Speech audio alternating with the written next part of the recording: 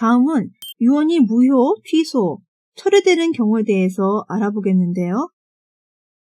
유언의 무효란 유언의 내용상 또는 형식상 요건의 흠결로 인하여 처음부터 유언으로서의 효력이 발생할 수 없도록 확정되어 있는 경우를 말하며, 유언의 취소란 유언자의 사망 후 사기, 강박 등 일정한 원인으로 인하여 상속인, 유언 집행자, 기타 이해관계인에 의해 유언의 효력 발생이 저지되는 것을 말합니다.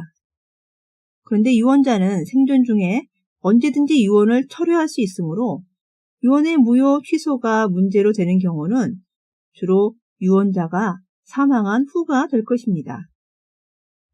일반적으로 유언 가운데 가족법적 의사표시를 요소로 하는 경우는 민법 총칙의 규정이 적용되지 않지만, 재산법적 의사표시를 요소로 하는 경우에는 민법 총칙의 규정이 적용된다고 보는데요. 예컨대 유언의 무효 원인으로는 유언 방식의 흠결, 만 17세 미달자인 유언 무능력자와 의사 무능력자의 유언, 수증 결격자에 대한 유언, 공서 양속에 반하는 유언, 강행법규에 반하는 유언, 법정사항 이외의 유언, 유언자의 생전 행위로 이미 실현된 내용의 유언 등을 들 수 있으며, 유언의 취소 원인에는 민법 총칙상의 착오, 사기, 강박에 의한 취소 규정이 적용됩니다. 네, 이런 부분들이 여러분들께서 이해하기 어려울 수 있는데요. 쉽게 설명을 드리자면, 착오로 유언을 하였다거나 혹은 타인이 사기적인 방법으로 유언을 하게 하였다거나 또는 타인의 강압적인 힘에 의해서 유언을 한 경우에 그 유언을 취소할 수 있다는 것입니다. 용어가 어려운 것이지 그 내용이 어렵지는 않을 겁니다. 이어서 유언의 철회에 대해서 보실까요? 유언의 철회란 일단 유효하게 성립된 유언에 대하여 유언자가 일정한 법정 원인에 의하지 않고 자유로이 유언의 효력이 발생하기 전에 그 효력 발생을 저지시킬 것을 목적으로 하는 행위를 말하는데요. 이는 유언 자체가 사람의 최종 의사를 존중하는 제도라는 점에 그 근거를 두고 있습니다.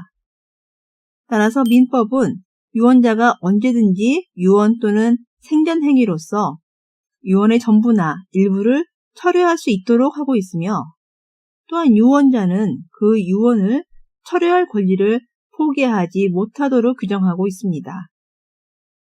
이와 같이 유언의 경우에는 특히 그 철회의 자유를 강조하고 있으므로, 가령 유언자가 유언을 철회하지 않겠다는 계약을 체결하더라도 그 계약은 무효가 될 것입니다.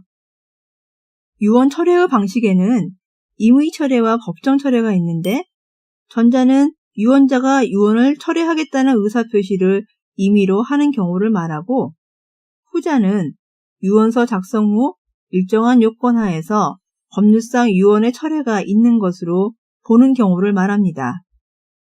즉 민법은 전후에 유언이 저촉되는 경우 혹은 유언 후의 생전 행위가 유언과 저촉되는 경우에는 그 저촉된 부분의 전 유언을 철회한 것으로 보며, 유언자가 고의로 유언 증서 또는 유증의 목적물을 파회한 때에는 그 파회한 부분에 관한 유언을 철회한 것으로 봅니다.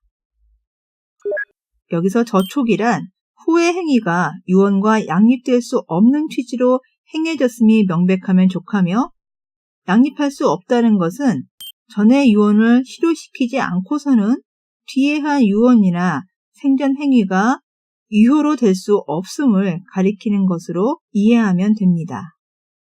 따라서 먼저 행한 유언에 의하여 부동산을 유증하였으나 나중에 다른 행위로 다른 사람에게 전세권을 설정해 주었다면 전세권이 설정된 부동산을 유증한 것으로 해석하는 것이 타당할 것이고, 망인이 유언 증서를 작성한 후 재혼하였다거나 유언 증서에서 유증하기로 한 일부 재산을 처분한 사실이 있다는 것만으로 다른 재산에 관한 유언을 철회한 것으로 볼 수 없다고 보아야 할 것입니다. 유언이 철회되면 그 유언은 처음부터 존재하지 않았던 것이 되므로 유언자가 사망하더라도 유언은 아무런 효력을 발생하지 않는 것이 됩니다.